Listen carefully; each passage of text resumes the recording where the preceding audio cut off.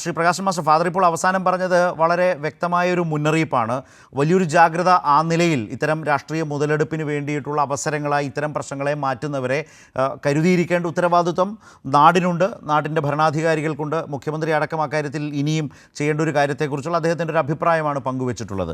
നേരത്തെ കെന്നഡി പറഞ്ഞതിനെക്കുറിച്ച് ഞാൻ സൂചിപ്പിച്ചു. അതിനോടൊപ്പം ഈ കേരളത്തിലെ ഇരു മുന്നണികളെയും ഒരുപോലെ ഇക്കാര്യങ്ങളിൽ അവിശ്വസിക്കേണ്ടതാണ് എന്നൊരു വലിയ പ്രചാരണം BJP നടത്തുമ്പോൾ അതിലേക്ക് തന്നെ ഉള്ള ഒരു പ്രചാരണത്തിൻ്റെ അല്ലെങ്കിൽ അതിൽ നിന്നുകൊണ്ടാണ് കെന്നഡിയും സംസാരിക്കുന്നത്. അതിൽ അദ്ദേഹം കോൺഗ്രസിനെയും ലീഗിനെയാണ് പേരെടുത്ത് വിമർശിച്ചത് ഈ വഖഫുമായി ബന്ധപ്പെട്ട്, ഈ പ്രശ്നവുമായി ബന്ധപ്പെട്ട്. പക്ഷേ ഇങ്ങനൊരു നറേറ്റീവ് ഉണ്ടാക്കി വെക്കുക, അതിലൂടെ BJP അവരുടെ താല്പര്യത്തിന് കൂടുതൽ ഊന്നൽ നൽകും വിധത്തിലേക്ക് മാറ്റും. പക്ഷേ പ്രശ്നം പരിഹരിക്കാൻ കഴിയുന്നതല്ല ഇതുമായി ബന്ധപ്പെട്ട കേന്ദ്ര സർക്കാരിൻ്റെ സമീപനം, കേന്ദ്ര നിയമത്തിലെ ഭേദഗതി പോലും എന്ന യാഥാർത്ഥ്യമൊക്കെ മറച്ചുവെച്ചുള്ളൊരു പ്രചാരണമുണ്ടായിരുന്നു. പക്ഷേ അതിന്നത്തതോടുകൂടി വലിയ തോതിൽ ഒന്ന് ജനങ്ങൾക്ക് ചില കാര്യങ്ങൾ ബോധ്യപ്പെടുന്നതിന് ഇടയാക്കിയോ? കെന്നഡി ഇങ്ങനെയൊക്കെ പറഞ്ഞാലും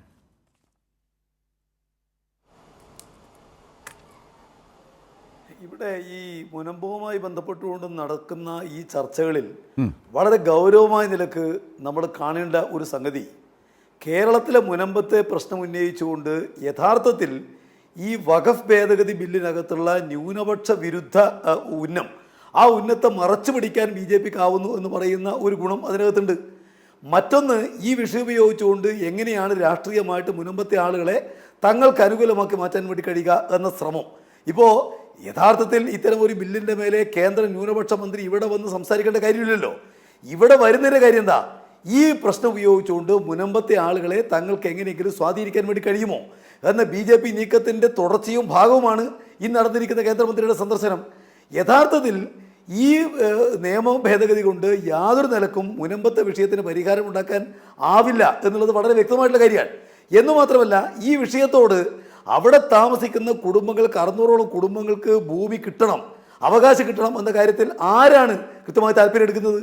ഇപ്പോൾ ജുഡീഷ്യൽ കമ്മീഷൻ തുടരണമെന്ന് പറയുന്ന കോടതി വിധിയിൽ അതിനാദ്യ ഭാഗത്ത് വളരെ കൃത്യമായിട്ട് കോടതി ഒരു കാര്യം പറയുന്നുണ്ട്. എന്താണ് ഈ വിഷയത്തിനകത്തുള്ള ഗവൺമെൻറ്റിൻ്റെ ഉന്നം? അവിടെ താമസിക്കുന്ന ആളുകൾക്ക് അവരുടെ അവകാശം നഷ്ടപ്പെടാൻ വേണ്ടി പാടില്ല എന്ന വ്യക്തമായ കാഴ്ചപ്പാടാണ് ഗവൺമെൻറ് കോടതി മുമ്പാകെ ഉന്നയിച്ചിട്ടുള്ളത് എന്ന് ആ വിധിന്യായത്തിന് ആദ്യ ഭാഗത്ത് ബഹുമാനപ്പെട്ട കോടതി പറയുന്നുണ്ട്. അതിന് നിങ്ങൾക്ക് കളമെടുക്കാൻ കഴിയും. അതിനെ സിംഗിൾ ബെഞ്ച് അതിന് നിഷേധിച്ചപ്പോൾ അപ്പീൽ പോയിട്ടുള്ളത് കേരള ഗവൺമെൻറ്റാണ്. ഇപ്പോൾ ഈ പ്രശ്നത്തിനകത്ത് നേരത്തെ സ്വത്ത് വാങ്ങിയ ആളുകളുണ്ട്, സ്വത്തിന് മേലെ വാക്കാൽ അവകാശം കിട്ടിയ ആളുകളുണ്ട്, നികുതി നേരത്തെ അടച്ചു വന്നവരുണ്ട്. ഇങ്ങനെ വ്യത്യസ്തമായ രൂപത്തിൽ ലാൻഡിൻ്റെ മേലെയുള്ള അവകാശം ഉള്ള ആളുകളെ സംബന്ധിച്ച് അവർക്ക് വഖഫ് നിയമം ഉള്ള സാഹചര്യത്തിൽ എങ്ങനെയാണ് അവർ ഒഴിപ്പിക്കാതിരിക്കാനാവുക? ഇതാണ് കേരള ഗവൺമെൻറ് ആലോചിക്കുന്നത്. ഇതിനിടയിൽ തന്നെ ബഹുമാനപ്പെട്ട മുഖ്യമന്ത്രി വിളിച്ച ഓൺലൈൻ ലോകത്തിൽ അദ്ദേഹം വ്യക്തമാക്കിയൊരു കാര്യം എന്താ? ഒരു കാരണവശാലും അവിടെ കൃത്യമായിട്ട് നിയമാനുസരണം ഭൂമി വാങ്ങിയ ആളുകളെ ഒഴിപ്പിക്കുന്ന പ്രശ്നമില്ല, അവരെ സംരക്ഷിക്കാൻ ഗവൺമെൻറ്റുണ്ട്. ഇത്ര വ്യക്തമായ നിലക്ക് ഈ വിഷയത്തിൽ നിലപാടെടുക്കാൻ ഈ ഗവൺമെൻറ് വേറെ ആർക്കും സാധിക്കുക? BJPക്ക് അങ്ങനെ ഒരു നിലപാടുണ്ട് എന്നുള്ളത് നിയമം പരിശോധിക്കുമ്പോൾ കാണാൻ വേണ്ടി കഴിയുമോ?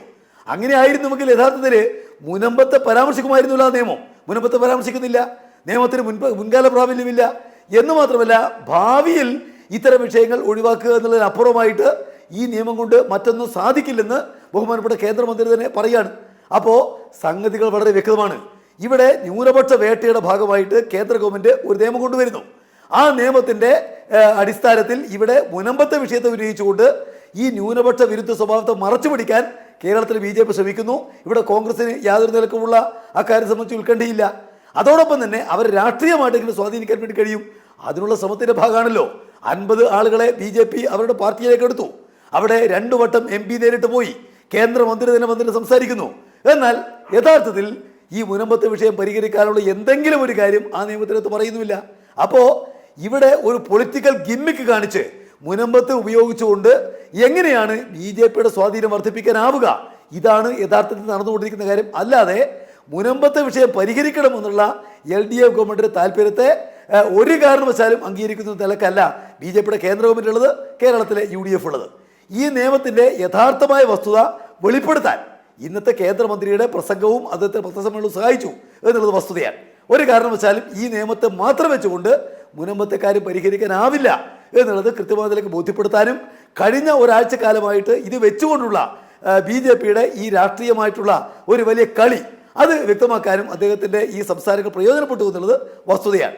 അതുകൊണ്ടാണ് മുനമ്പത്ത് സമരം തുടരും എന്ന് പറയേണ്ടി വരുന്ന അവസ്ഥ അവിടെയുള്ള സമരക്കാരെ സംബന്ധിച്ചുണ്ടാവുന്നത്. പിന്നെ കേരള ഗവൺമെൻറ് ഇക്കാര്യത്തിൽ സ്വീകരിക്കാനാവുന്ന മാക്സിമം ലീഗലായ നടപടി സ്വീകരിക്കുകയാണ്. ഇപ്പോൾ ഇവിടെ പറഞ്ഞല്ലോ, ഈ വഖഫ് ബോർഡിൻ്റെ മേലെ വ്യക്തമായ നിലക്കുള്ള എന്തെങ്കിലും നിയന്ത്രണ അധികാരം ഗവൺമെൻറ്റിനില്ല. എന്നാൽ അവർക്ക് നിർദ്ദേശം കൊടുക്കാം. ആ നിർദ്ദേശം കൊടുക്കുന്നത് നിയമപരമാവണം. നിയമപരമാവാൻ എന്ത് വേണം? കാര്യങ്ങളെ സംബന്ധിച്ച് പഠിച്ച് പരിശോധിച്ച് കൊടുക്കാൻ വേണ്ടിയല്ലേ കഴിയൂ. നേരത്തെയുള്ള ആക്ടിംഗ് ചീഫ് ജസ്റ്റിസ് ആയിട്ടുള്ള ഒരാളെയാണ് ജുഡീഷ്യൽ കമ്മീഷൻ നിശ്ചയിച്ചിട്ടുള്ളത്. അതിൽ പരിശോധിക്കാൻ ആവശ്യപ്പെട്ടത് ഇവരെ എങ്ങനെയാണ് അവിടെ നിലനിർത്താനാവുക, ഉടമസ്ഥാവകാശം എങ്ങനെ സംരക്ഷിക്കാൻ വേണ്ടി കഴിയും, ഈ കാര്യം പരിശോധിക്കാൻ വേണ്ടിയിട്ടാണ്. അപ്പോൾ നിയമപരമായി തന്നെ അവിടെയുള്ള ആളുകളുടെ ഭൂ ഉടമസ്ഥാവകാശം സംരക്ഷിക്കാൻ വേണ്ടിയുള്ള ശക്തമായ നിലപാടാണ് LDFന്റെ ഗവൺമെന്റ് സ്വീകരിച്ചിട്ടുള്ളത്. അതിനപ്പുറമുള്ള ഒരു നിലപാട് സ്വീകരിക്കാൻ ഈ നിയമത്തിന് ഒരു കാരണവശാലും സാധ്യമായിട്ടില്ല എന്നുള്ളത് ഒരു വസ്തുതയാണ്.